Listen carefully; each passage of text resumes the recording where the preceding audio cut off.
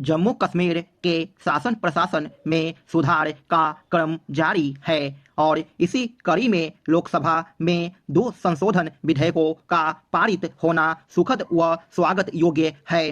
देश के अनुरूप इस केंद्र शासित प्रदेश को मुख्यधारा में लाने के तमाम प्रयास जरूरी हैं।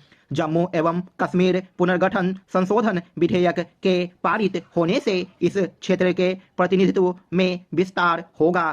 कश्मीरी प्रवासी समुदाय के 2 प्रतिनिधि और पाकिस्तान के कब्जे वाले कश्मीर पीओके से विस्थापित लोगों का भी एक प्रतिनिधि केंद्र शासित प्रदेश की विधानसभा में नामित किया जाएगा।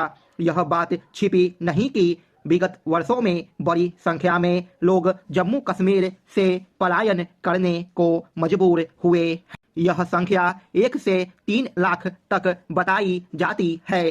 पलायन करने वालों में पीड़ितों की संख्या सबसे ज्यादा है, जो एक बार घाटी से निकले तो फिर लौट न पाएं। बड़ी संख्या में ऐसे कश्मीरी पंडित हैं जो कभी कश्मीर जाने की हिम्मत नहीं कर सके।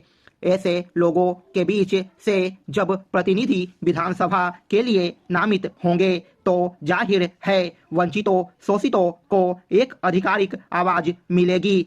अपनी विधानसभा में उनका दर्द भी दर्ज होगा। अतः यह एक बड़ी जरूरी राजनीतिक सामाजिक पहल है। इससे अलगाववादियों को भी मुंहतोड़ जवाब मिल सकेगा। इसके अलावा पाकिस्तान अधिकृत कश्मीर का भी एक प्रतिनिधि जम्मू कश्मीर विधानसभा में नामित होगा। जाहिर है इसमें ऐसे कश्मीरी नेताओं को आवाज मिलेगी जो पाकिस्तान अधिकृत कश्मीर के हैं और कहीं बाहर रहने को मजबूर हैं।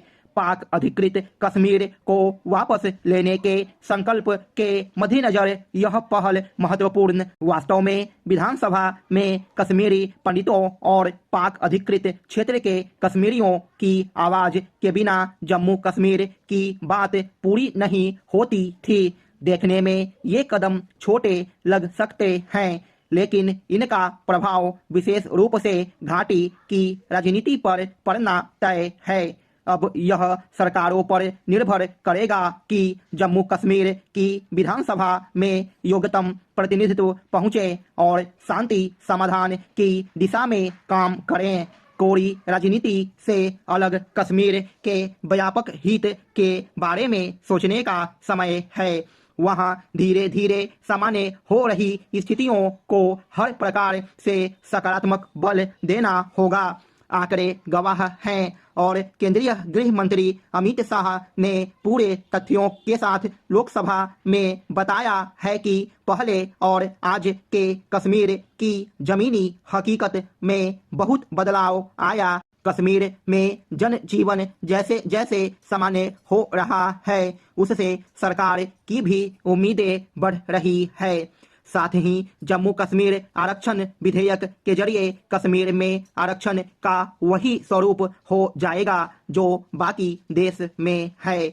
देश में एक विधान एक निशान एक प्रधान के अनुरूप ही आरक्षण में एकरूपता जरूरी है। पिछड़ी जातियों को आरक्षण का लाभ देना जरूरी है ताकि चंद लोगों का परंपरागत वर्चस्व टूट जाए। कश्मीर में बड़ी संख्या में ऐसी जातियां रही है जो आरक्षण या किसी भी प्रकार की आरक्षण देकर आगे बढ़ाना कश्मीर के लिए लाभप्रद है।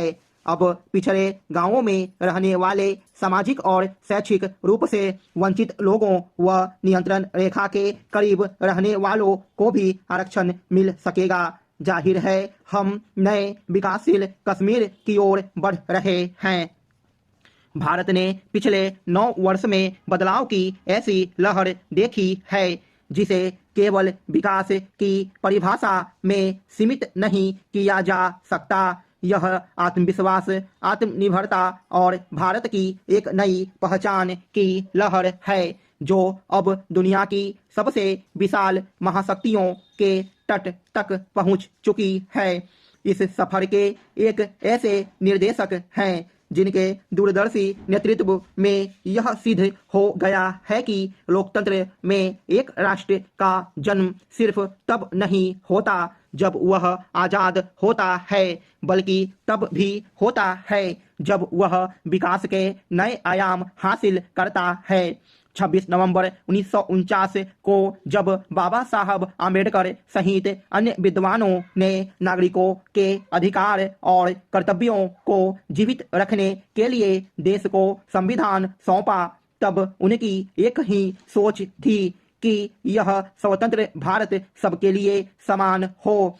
इसी सोच को मूर्त रूप देने के लिए नरेंद्र मोदी सरकार ने उन वर्गों, समाज व क्षेत्रों पर विशेष ध्यान दिया जिन्हें दशकों तक दरकिनार रखा गया था। उनकी जरूरतों को समझकर उन्हें देश की मुख्य धारा से जोड़ने के लिए न सिर्फ योजनाओं द्वारा बल्कि संवैधानिक बदलाव करके सशक्त करने की उल्लेखनीय कोशिश प्रधानमंत्री द्वारा की। पूर्वोत्तर से पूर्वोदय का सफर भारत का पूर्वोत्तर क्षेत्र देश की सांस्कृतिक विविधता और प्रतिभा का प्रतीक है। इस क्षेत्र को आजादी के 6 दशकों तक कभी भी अपनी आशाओं को पूरा करने के अवसर नहीं मिले थे।